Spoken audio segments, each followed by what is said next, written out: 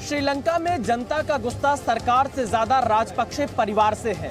दरअसल राजपक्षे परिवार का यहां की सत्ता पर सबसे ज्यादा दबदबा रहा है। यहां जो सरकार बनी थी उस सरकार में राजपक्षे परिवार के न जाने कितने सदस्य कैबिनेट मंत्री थे। इससे पहले महिंद्रा राजपक्षे प्रधानमंत्री थे और गोटाबाया राजपक्षे अभी मौजूदा समय में राष्ट्रपति बने हुए हैं। दरअसल श्रीलंका में परिवारवाद बहुत ज्यादा चलता है। कुल 99 परिवार यहां पर राजनीति में सबसे ज्यादा सक्रिय बताए जाते हैं, लेकिन इन सब का रिकॉर्ड अगर कोई एक परिवार तोड़ता है तो वो राजपक्षे परिवार अकेला ही काफी है, क्योंकि बहुत सारी कमेटियों से लेकर जो कैबिनेट में सहयोगी रहे थे उसमें राजपक्षे परिवार का दबदबा था। हालांकि जनता के विद्रोह के बाद, जनता के गुस्सा के बाद राजपक्षे परिवार के कई सदस्यों ने इस्तीफा दे दिया, जिसमें महिंद्रा राजपक्षे भी शामिल थे। लेकिन अभी भी गोटाबाया राजपक्षे राष्ट्रपति बने हुए हैं और इसीलिए ये जो विद्रोह है, ये जो क्रांति श्रीलंका में दिख रही है, वो कहा जा रहा है कि राजपक्षे परिवार के खिलाफ है। देखिए इस रिपोर्ट में।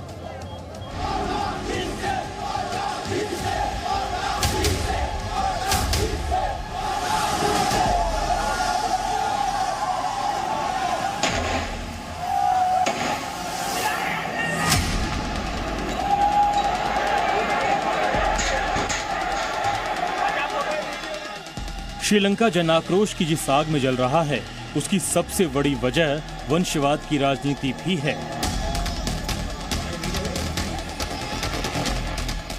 वहां आर्थिक संकट के खिलाफ आंदोलन भी सरकार से ज्यादा उस राजपक्षे परिवार के खिलाफ था जिसने श्रीलंका के लोकतंत्र को अपनी जागीर बना रखा था।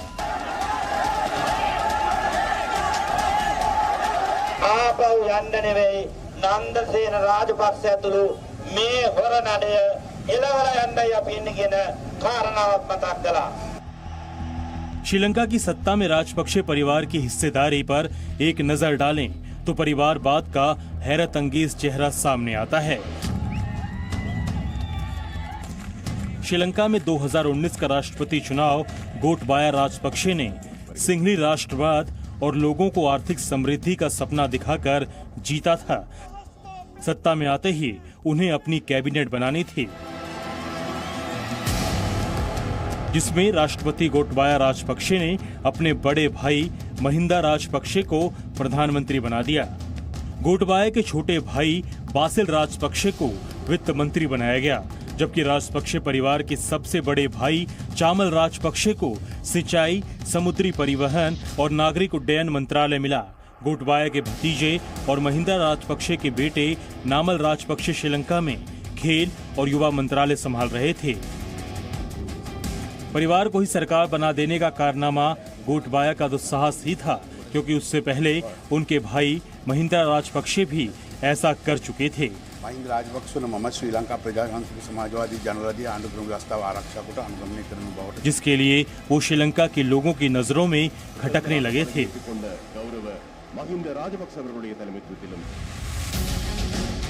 महिंदा राजपक्षे 2004 में श्रीलंका के प्रधानमंत्री और 2005 में राष्ट्रपति बने थे।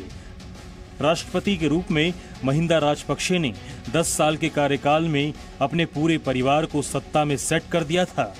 महिंदा ने अपने भाई गोटाबाया को तब रक्षा सचिव बनाया था, जबकि उनके बड़े भाई चामल राजपक्षे श्रीलंका की संसद के स्पीकर थे और छोटे भाई बासिल राजपक्षे आर्थिक विकास मंत्रालय संभाल रहे थे।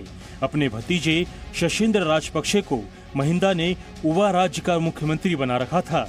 वित्त, योजना, बंदरगाह, रक्षा और नागरिक उड्डयन मंत्रालय खुद महिंदा राजपक्षे ने राष्ट्रपति पद के साथ ही संभाल रखा था। उन्होंने अपने चचेरे भाइयों और भतीजों को श्रीलंका की बोर्ड और कॉरपोरेशन बांट रखे थे। राजपक्षे परिवार के जिन लोगों को सत्ता में सीधे हिस्सेदारी नहीं मिली, उन्हें राजदूत बना दिया गया। राष्ट्रपति के रूप में महिंदा राजपक्षे ने अपने कजिन ब्रदर जलिया विक्रम सूर्या को अमेरिका और उदयंगा वीरातुंगा को रूस का राजदूत बना रखा था। वर्ष 2010 में श्रीलंका के कुल बजट का 70% हिस्सा जिन विभागों को मिलता था, उन विभागों की कमान राजपक्षे परिवार के लोगों के ही हाथों में थी। दरअसल महिंदा राजपक्षे ने श्रीलंका के बहुसंख्यक सिंघल समुदाय के लोगों की नजर में अपनी इमेज महानायक जैसी बना रखी थी। लगातार 2 बार राष्ट्रपति चुनाव जीतने के बाद उन्होंने मान लिया था कि उन्हें श्रीलंका के लोगों के मनमानी का लाइसेंस दे दिया गया है, इसलिए उन्होंने परिवार को ही सरकार बना दिया। वो पॉइंट इसकी, जब परिवारवाद होता है तो आपको कोई क्वेश्चन करने वाला नहीं है, पूरी पावर आपके पास है। और ये जो 2 भाई हैं, महिंदा राजपक्षा जो बड़े भाई और गोटाबया राज्य प्रेसिडेंट, इन दोनों की चलती है, बाकी सारा परिवार इनकी बात सुनता है और इनके पास पार्लियामेंट्री मेजॉरिटी है। इसका खामियाजा उन्हें भी भुगतना पड़ा। वर्ष 2015 के राष्ट्रपति चुनाव में उन्हें हार झेलनी पड़ी और उसी साल श्रीलंका में हुए चुनाव में महिंदा राजपक्षे की पार्टी भी सत्ता से बाहर हो गई। जनादेश राजपक्षे के परिवार के खिलाफ था, लेकिन महिंदा राजपक्षे ने इससे सबक सीखने और लोकतंत्र का सम्मान करने के बजाय नई चाल चली। उन्होंने 2019 में राष्ट्रपति चुनाव में अपने भाई गोटबाया को आगे कर दिया, जो श्रीलंका की सेना में अधिकारी के तौर पर तमिल विद्रोहियों को बर्बरता से कुचलने के लिए बदनाम थे। उनकी यही इमेज सिंघल समुदाय के लोगों को पसंद आई और राष्ट्रपति चुने जाने के बाद गोटबाया ने भी वही किया जो महिंदा कर चुके थे।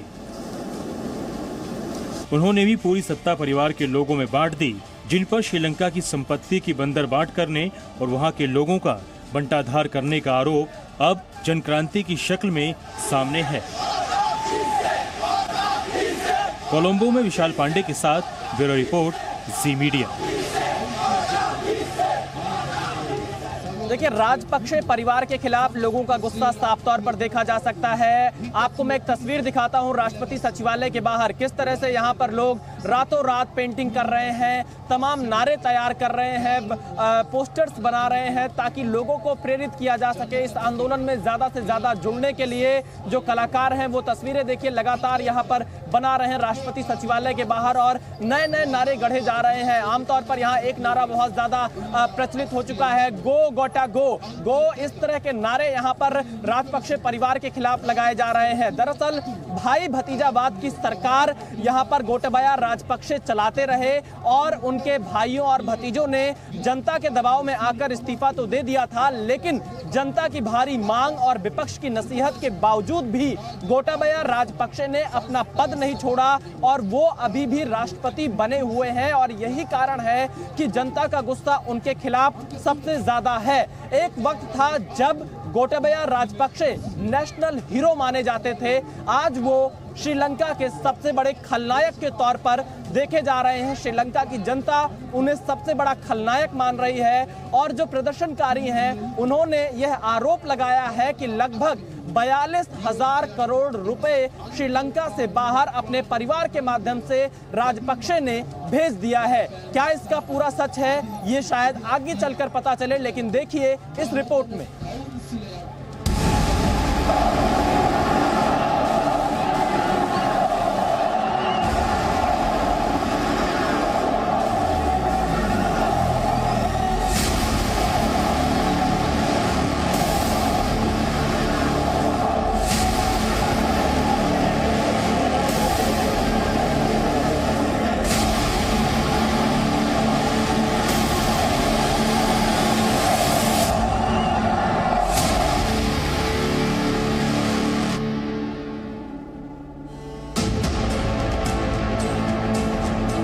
कोलंबो के जिस आलीशान महल से कल तक गोटाबया राजपक्षे की सरकार चलती थी, वहां अब भीड़ का दरबार है।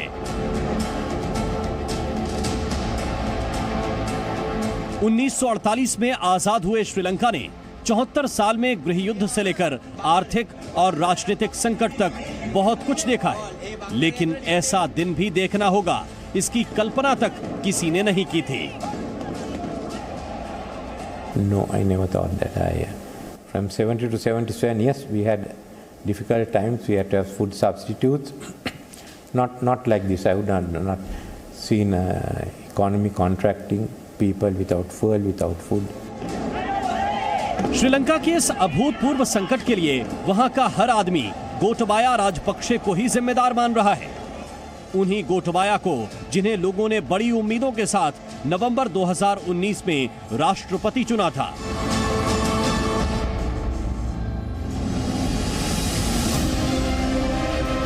श्रीलंका की बहुसंख्यक सिंहल आबादी के लिए गोटबाया राजपक्षे हीरो थे, जिन्हें तमिल विद्रोहियों को खत्म करने का श्रेय दिया गया।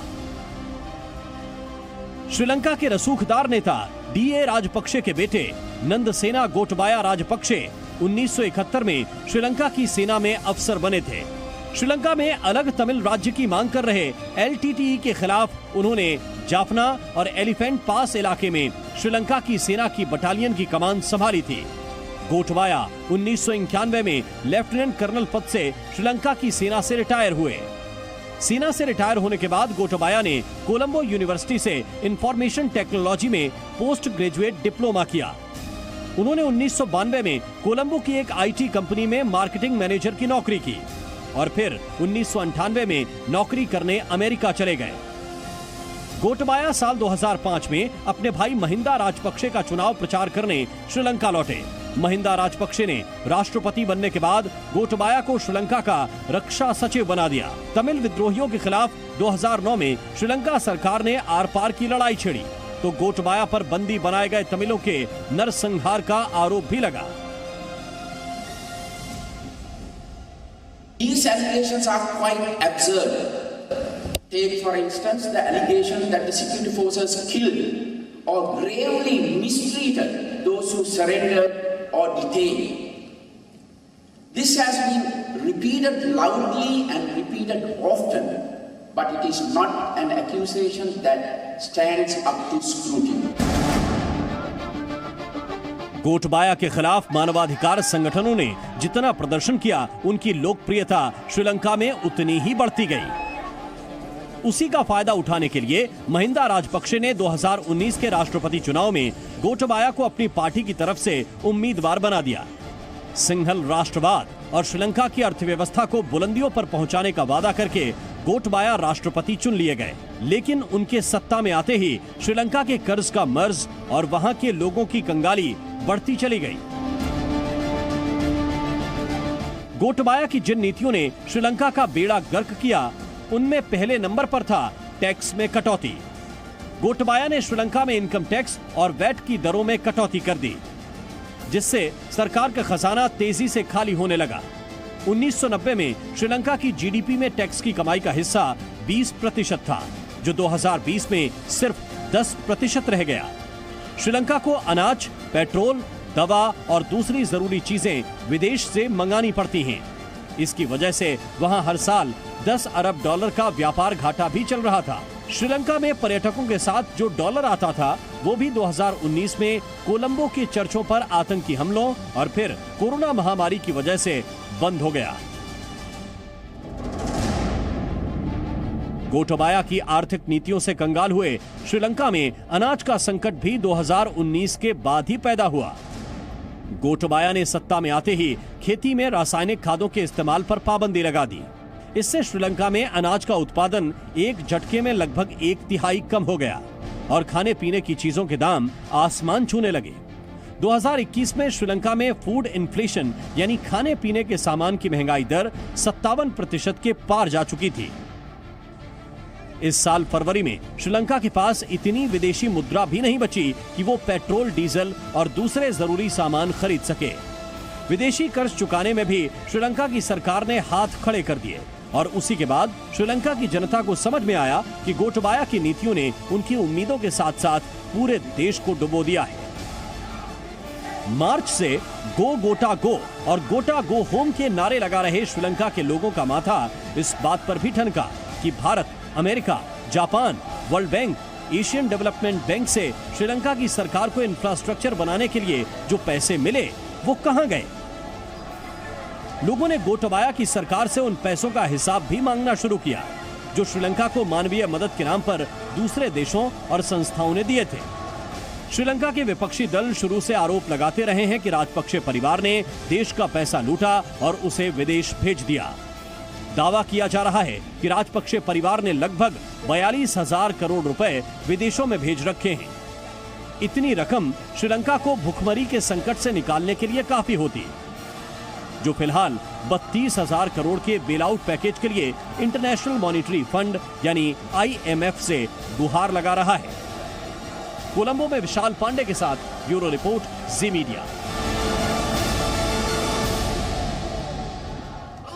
श्रीलंका में ग्राउंड जीरो से इस सबसे बड़े संकट पर जी न्यूज की सबसे बड़ी कवरेज लगातार जारी है। इस वक्त हो चला है एक छोटे से ब्रेक का। ब्रेक के बाद भी हम आपको लगातार इससे जुड़ी हुई एक एक अपडेट दिखाते रहेंगे।